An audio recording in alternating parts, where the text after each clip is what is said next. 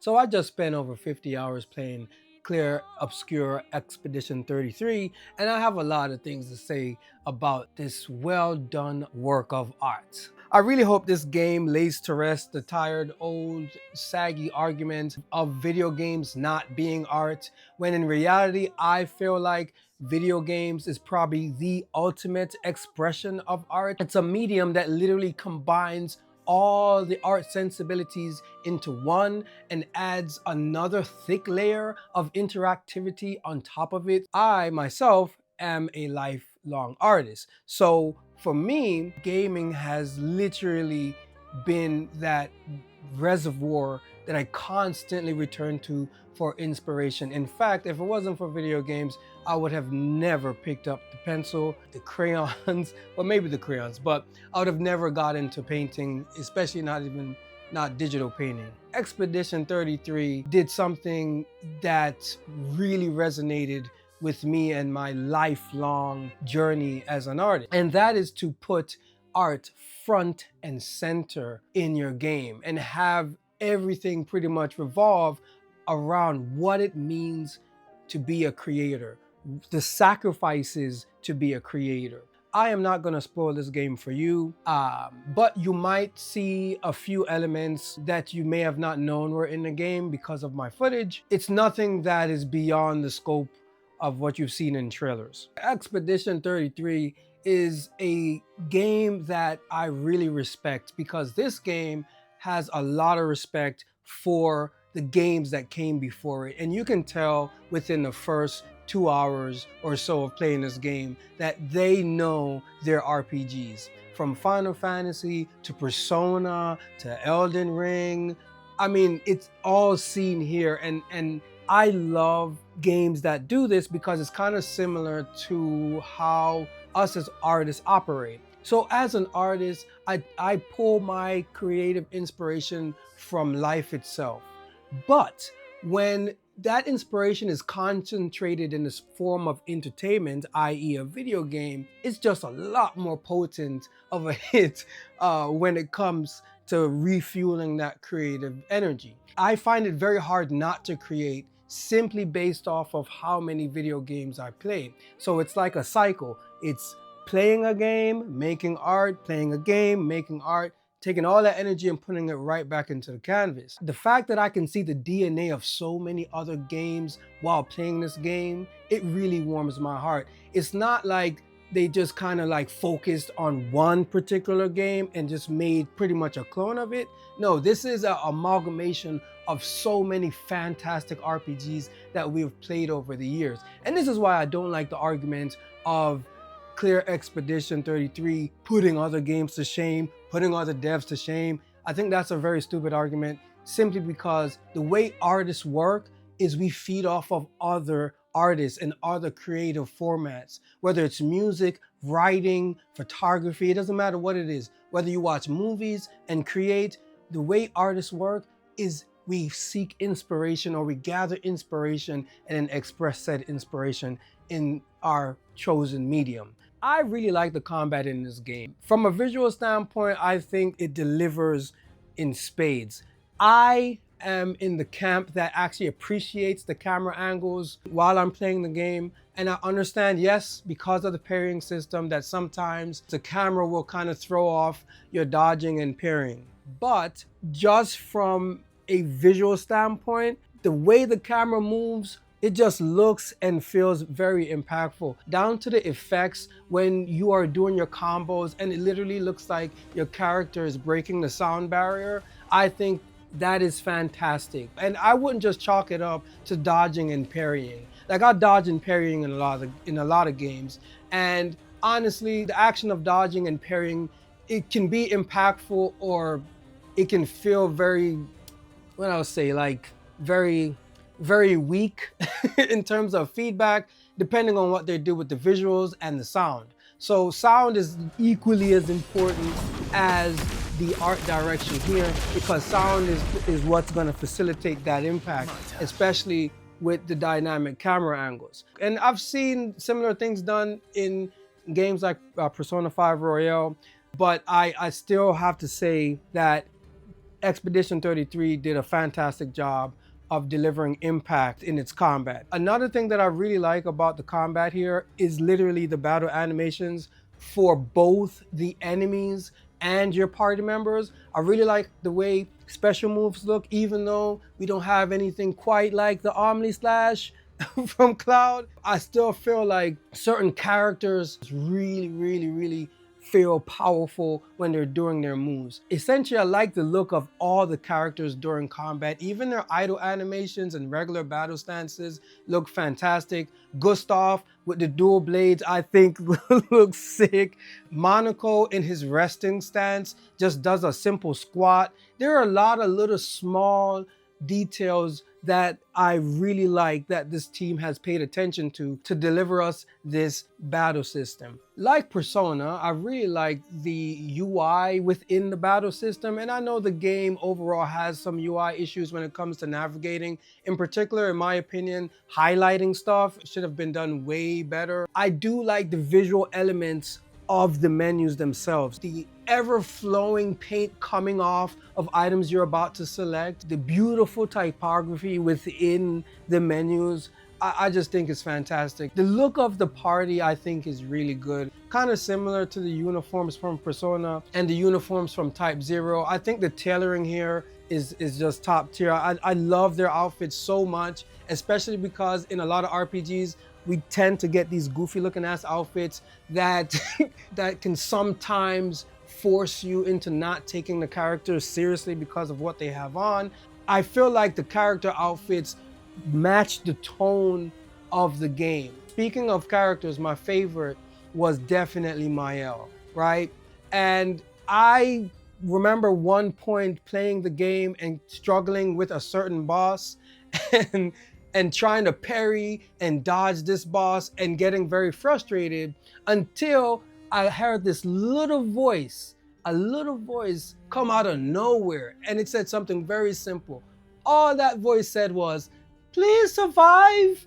And that little "please survive" gave me just enough fire to come back in that same battle and whoop that boss's ass. So I really like the characters in this game. But more than the characters, my next point are the enemies in the game. The enemies in Expedition 33, in my opinion, are some of the best designed enemies I've seen in a long time. Each of them look like a small work of art I can literally see in a gallery somewhere.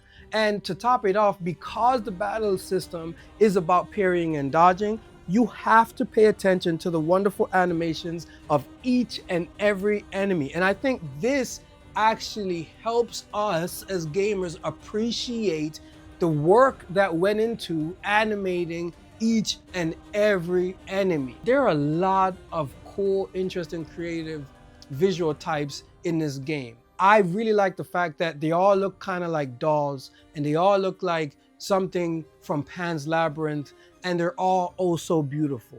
I know people keep saying the battle system is amazing because of the dodging and parrying, but honestly, I feel like it's the animation of the enemies that really bring this game to life. The turn-based combat system is not even my favorite combat system.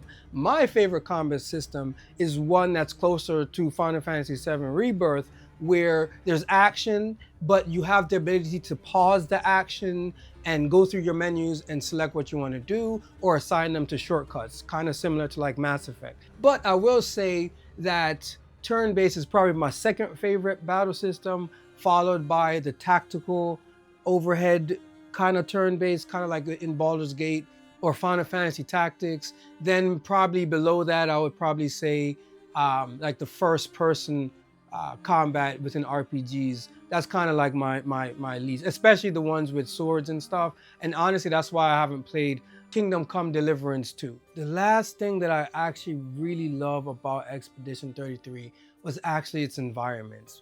These environments are environments that are made of dreams and nightmares. I couldn't tell if this was a world that was supposed to make me feel happy and at peace, or a world that was simply created to horrify me. There is a lot of Elden Ring, Dark Souls-esque in this game, in a respectable fashion, not in a way that's just kind of like feeding off of what they accomplished over at From Software, but in a respectful, very creative way. And because that type of design style is in this game, I kind of got flashbacks to the horrors that From Software puts in their games. In Expedition 33, there's also these adorable, adorable wooden creatures that are definitely based on anatomy dolls of yesterday. Those things are the equivalent to like Mickey Mouse in the art world. So the fact that Sandfall Entertainment put them as an entire race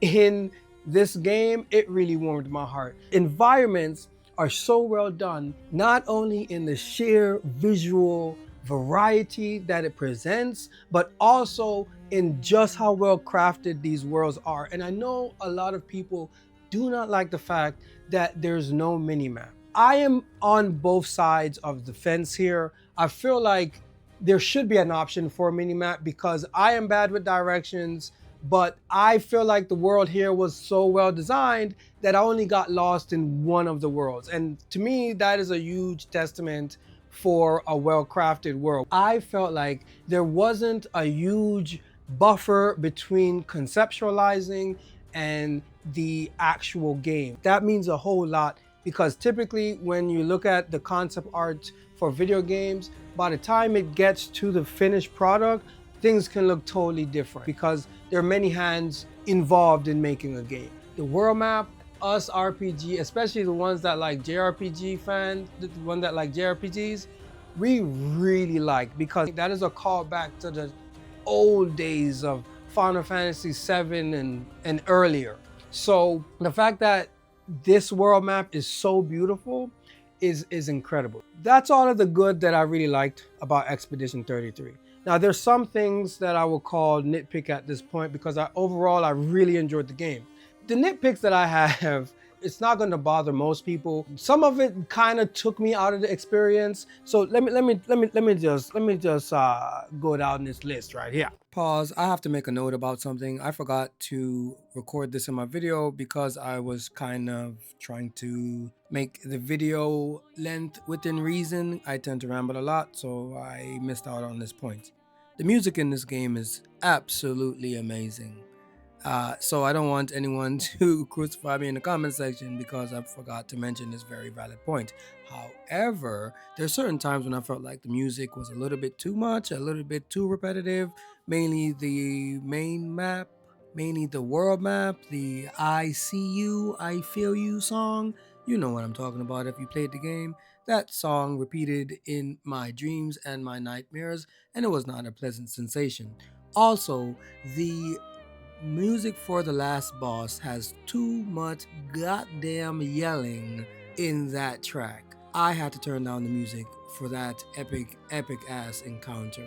And another little side note about this game, I feel like it's kind of a shame that this game does not feature a auto advance dialogue option in the campfire sections. Yeah, I'm really not liking the campfire sections that much, but the game is still amazing. On to our regular schedule video. I talked about the world map, right? The one thing, I think it's probably the biggest issue with the visuals of Expedition 33 that kind of annoyed me in some aspects, in some areas, was actually how hazy and how foggy things are.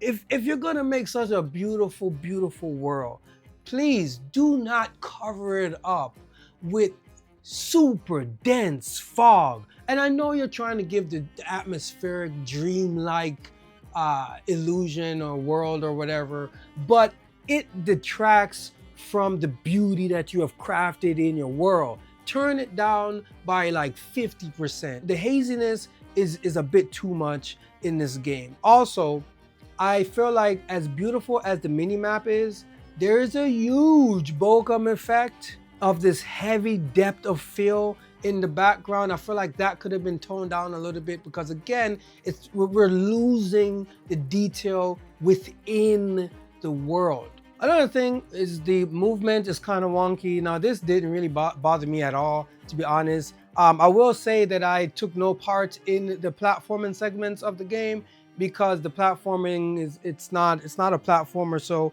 I don't even know why they even put it in the game to begin with. You can just totally bypass all of the little platforming mini games or whatever, so it's not really that big of a deal. Another unfortunate thing was when it came to the story. So because of the way things are named within the game, it kind of gave away the plot for me. Names like the Paintress, hearing relevant art names like Renoir and Gustave, yeah, and just seeing a lot of the art references, I was able to guess the major twist. Unfortunately, my mind kind of deduced it within like the first 45 minutes or so. And unfortunately, my mind was right. But that's not really a fault of the game. I just wish they had more nuanced naming instead of just, art names. Dang it, man. But I actually really like the story. I think the story is fire. But man, when they showed the big reveal, I was like, dang, man. Has that ever happened to you before? You guessed the twist, the major plot, before even meeting all the characters? It hurts. It hurts. And the last little nitpick that I have is I feel like the heads on the characters are a little bit too large. And in some places, especially the camp scenes, it kind of took me out of the immersion, kind of broke my immersion.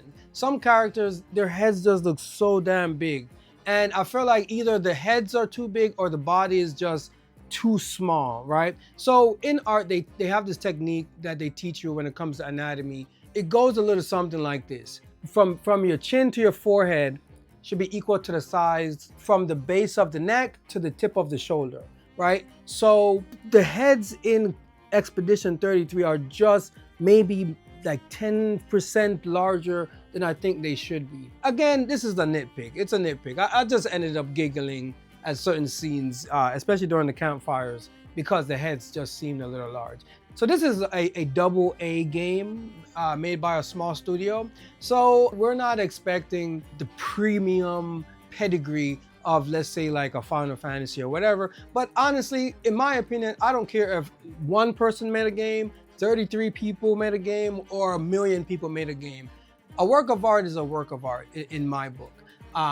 And I feel like this game kind of hit differently than a lot of RPGs, simply because, again, I've been an artist for so long, and the game really made me question my dedication to the arts, especially with the way the world is going. Throughout history, this world has not been the kindest to us creatives.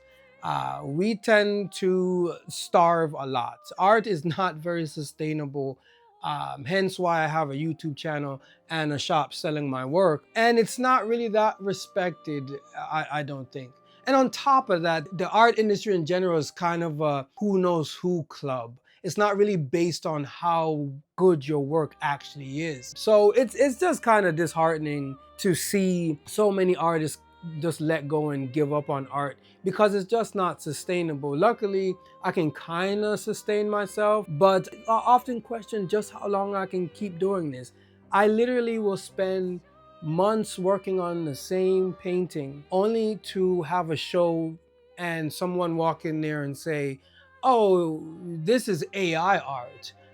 That stuff really cuts deep because it really negates all of the work that I put into this canvas over here. And honestly, that is why I do not like the words masterpiece and I do not like the word talent.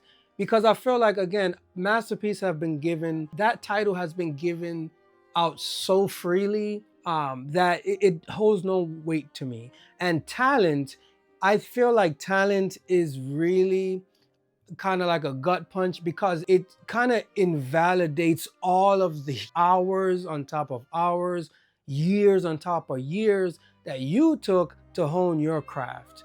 Yeah, it's really heartbreaking, and there's a certain somberness to Expedition 33, and I know a lot of people are saying the game is about grief, but I think it's literally about being a creative, what it takes to be a creative, and what sacrifices you have to make in order to perceive your craft. And that doesn't just apply to art, whether it's writing, producing, music, anything where you are being creative. I feel like this game is telling us something. And I don't even want to get into where the story goes, but for those of you who finished the game, just think about the creative spirit and sacrifice. And don't put it in the comment section below because I don't want to spoil it for anyone. For those of you who don't know who I am, my name is Jabulani Ori. I have been a lifelong artist my whole life. And I am a digital painter who sells canvases on my website. If you would like to see my work, you can head over to my website, jahbu.com. If you're on social media, you can simply follow me at jabu_art. If you know an artist or a creative, give them a big hug and maybe a copy of Expedition 33. Because I feel like they're gonna be able to relate to it in a way that many people probably gloss over. Art for art's sake. So I will probably be creating for the rest of my life until my last breath, you know, and that's okay. So until next time, my wonderful people, let me know what you think in the comment section below. If you like this video, think about subscribing and hitting the like button. If you don't like it, then you can hit the dislike button. But anyway, my wonderful people, one love, peace. Please survive.